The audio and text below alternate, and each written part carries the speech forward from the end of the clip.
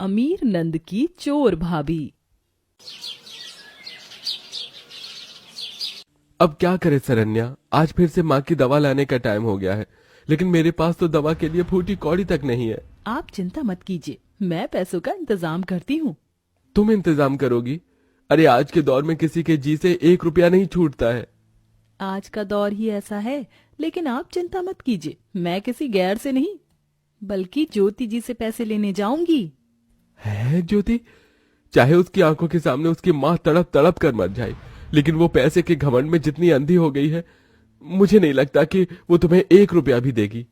पहले से पहले ही ऐसा सोच लेना गलत होगा। मैं एक बार जाकर उनसे बात करूंगी।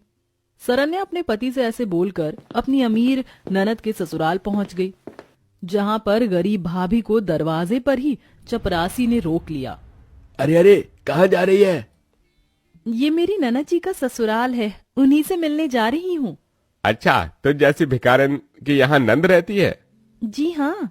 मेरा भी यहाँ बाप रहता है, बस क्या है ना, वो मुझे अंदर नहीं बुलाता। तू भी निकल जा यहाँ से, चल। मजाक मत कीजिए, मुझे जाने दीजिए। अरे पाँव में फूटी चप्पल नहीं है और कहती है कि इस बहल से घर में तेरी नंद है। अरे दिमाग चला हुआ है क्या इसका? निकालो इसे। चपरासी सरन्या को पकड़कर बाहर निकालने लगा। उसकी आवाजें सुनकर बाहर ज्योति आई और उसने सरन्या को देख लिया। अरे अरे, ये क्या कर रहे हो आप लोग? छोड़िए इन्हें, ये मेरी भाभी हैं। ज्योति सरन्या को अंदर ले आई। बैठिए भाभी, आप पानी पीजिए। मैं नाश्ता मंगवाती हूँ। नहीं ननद जी, मैं यहाँ नाश्ता पानी के लिए नहीं आई हूँ, मैं तो यहाँ किसी काम से आई थी। बोलिए। वो मुझे थोड़े से पैसे चाहिए, आप तो जानती हैं। हाँ, मैं अपने मरे गिरे घर के हालातों को जानती हूँ, लेकिन यकीन मानिए भाभी, ये महल जो आपको दिखाई दे रहा है, ये तो बस बाहरी दिखावा है, वरना मेरे पास तो 1,000 रुपए भी नहीं है। घर में बड़ी तंगी चल रही है। वैसे आप चिंता मत कीजिए, मैं कुछ दिनों में आपको जवाब देती हूँ। ये देखिए भाभी, ये जो प्लेट और चम्मच आपके सामने रखे हुए हैं ना, ये प्योर गोल्ड से बने हुए हैं। मेरे पति इन्हीं सब चीजों में पैसा खर्च कर देते हैं। अच्छा, आप ठहरिए, मैं आपको अपनी कल लाई हुई साड़ी दिखाती हूँ। अच्छा। ज्योति सरन्या को छोड़कर अपने कमरे में साड़ी लेने चली गई। बेचारी सरन्या अपनी सास की हालत से मजबूर थी, जिसकी वजह से इसी मजबूरी ने उसे चोरी करने पर मजबूर कर दिया और सरन्या ने आहिस्ते से अपने बैग में सोने का चम्मच रख लिया। माफ करना ननद जी, मैं इसका हिसाब आपको चुका दूंगी। कुछ देर बाद सरन्या वहां से लौट आई। ज्योति अपनी भाभी को परेशानी दिखाना चाहती थी, लेकिन इसी बीच वो अपने पैसे का घमंड भी उसे दिखा रही थी। सरन्या ने उस सोने के चम्मच को बेचा और अपनी सास को वो डॉक्टर के पास ले गई। आपकी माँ पर अब दवा का कोई असर नहीं होगा। है? पर क्यों? इनकी परेशानी बहुत ज्यादा बढ़ चुकी है, अब दवा से कोई फायदा नहीं है।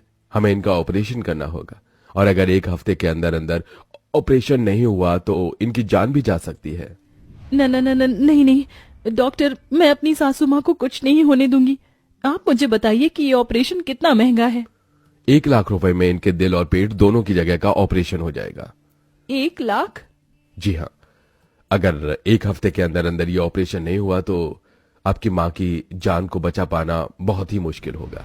डॉक्टर ने सरन्या को एक नई टेंशन दे दी थी। जो गरीब बहू अपनी सास की दवाई के लिए भी चोरी करके पैसे लाई थी, अब उसके लिए अचानक 1 लाख रुपए का इंतजाम कर पाना बहुत मुश्किल था।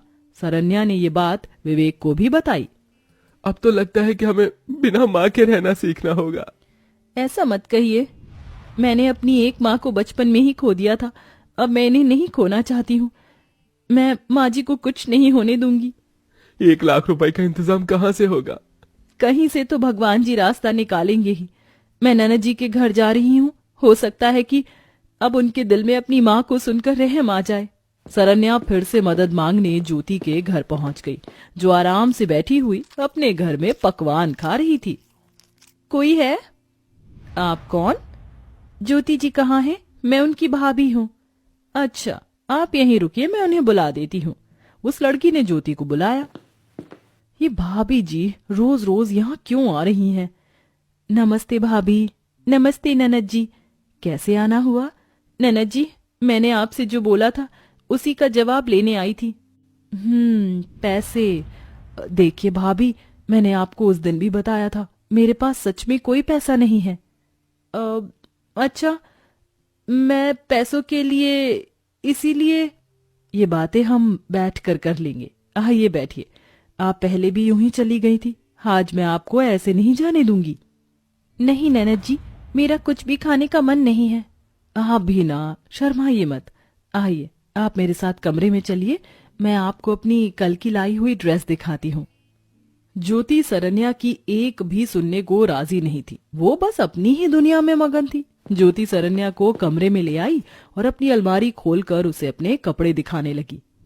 कैसा है भाभी? वैसे ये वाला गाउन भी अच्छा है ना? आप रुकिए, अब मैं आपको अपनी सबसे स्पेशल। मालकिन, आपको नीचे कोई मिलने वाला आया है। मुझसे? रोको उन्हें, मैं आती हूँ। भाभी आप ये देखिए, तब तक मैं नीचे से आई। ज्योति सरन्या को कमरे में छोड़कर नीचे चली गई। सामने ही अलमारी में तिजोरी थी, जिसे देखकर सरन्या को ना चाहते हुए भी अपनी सास के लिए उसके पास जाना पड़ा। माफ कीजिएगा ननद जी, मैं आपके खजाने में से एक छोटा सा हिस्सा निकाल रही हूँ। अलमारी के अंदर ही उस तिजोरी की चाबी थी। सरन्या ने उससे उसको खोला और वो पैसे निकालने लगी। अभी वो ऐसा कर ही रही थी कि तभी उसे ज्योति ने रंगे हाथों पकड़ लिया। भाभी! ननद जी, आप मेरे घर में चोरी कर रही हैं? आपकी हिम्मत भी कैसे हुई ऐसा करने की? मेरी बात सुनिए ननद जी, मैं ये पैसे अपने स्वार्थ के लिए। आज तो आपकी खैर नहीं, मैं अभी भैया को यहाँ बुला रही हूँ और माँ को भी। अब वो दोनों ही आपकी अकल को ठिकाने लगाएंगे। ज्योति ने सरन्या की एक नहीं सुनी और उसने फोन करके विवेक को अपने घर ही बुला लिया। उसने सरन्या को अपने गार्ड से पकड़वा रखा था। क्या हुआ ज्योति? भैया, आप यकीन नहीं करोगे, जिस भाभी को मैं देवी समान मानती थी, उनकी नीयत में खोट है। आप जानते हैं इन्होंने मेरे घर में चोरी की। क्या? मेरी बात सुनिए विवेक जी, मेरे पास कोई और चारा नहीं था। आप तो सब कुछ जानते ही हैं। ननद जी मेरी एक भी सुनने को तैयार ही नहीं थी, तो ऐसे में मैं क्या करती? मेरी नीयत में खोट नहीं है, मैं तो बस माँ जी के लिए ही ये सब कर रही थी। विवेक सब कुछ जानता था। अपनी बीवी की बात सुनकर विवेक अपनी अमीर बहन से बोला, ज्योति, अपने गार्ड से बोलकर हाथ छुड़ाओ मेरी बीवी के। भैया आप इस चोर को अभी भी अपनी बीवी बोल रहे हो? चुप, बस एकदम चुप। हाथ छुड़ाओ सरन्या के। भैया आप अंधे हो गए हैं, ये औरत चोर है। चोर नहीं है, मजबूर है। मैं बताता हूँ। तू अपनी भाभी को चोर तो बोल रही है, लेकिन क्या एक बार भी ज्योति तूने इससे पूछा कि इसने ऐसा क्यों किया? नहीं ना? मैं जानता था, क्योंकि तू अपनी अमीरी में इतनी ज्यादा चूर हो गई है कि तुझे इस सब का तो ध्यान भी नहीं आया होगा कि तेरी भाभी क्यों तेरी चौखट पर आती है। अरे नालायक, तेरी माँ मौत और जिंदगी के बीच में झूल रही है। कभी भी उनकी सांस रुक सकती है। डॉक्टर ने 1 लाख का ऑपरेशन बताया है। उसी के लिए तेरी भाभी तुझसे पैसे मांग रही थी, लेकिन तुझे कहाँ इस सब से कोई मतलब है? कोई तेरे मायके में जिए या मरे, तुझे इससे क्या? विवेक ऐसे बोलकर रोने लगा। ज्योति की भी आंखों में आंसू भर आए जब उसे अपनी माँ की इस हालत के बारे में पता चला। चुप हो जाओ भैया, मैं इस सब के बारे में नहीं जानती थी। जिस माँ ने तुझे पैदा करके पाला पोसा, तू उसके दर पर कभी भटकती भी नहीं है। क्या ये अच्छी बात है? ऐसा मत कहो भैया, मुझे माफ कर दो। मैं अपनी माँ के लिए 1 लाख तो क्या 5 लाख भी देने को तैयार हूँ। बस आप मुझे माफ कर देना। भाभी आप भी मुझे माफ कर दो। मैंने आपकी एक नहीं सुनी, लेकिन मैं सच में दिल से शर्मिंदा हूँ। आप प्लीज मुझे माफ कर दो। बस ननद जी, इतनी माफी मत मांगिए। आपको एहसास हुआ, यही सबसे बड़ी माफी है। अब चलिए, आप भी कुछ देर माँ के पास चलिए। आपको देखने को शायद उनकी आंखें तरस गई हों। ज्योति अपने मायके आई। उसने अपनी अधमरी माँ को जब चारपाई पर बेसुध पड़ा देखा तो वो बहुत रोई। अब ज्योति को पैसे और परिवार की कीमत समझ आ चुकी थी। उसने अपनी माँ के ऑपरेशन के लिए पैसे दिए और दिल से अपनी माँ की सेवा की और सब कुछ ठीक हो गया।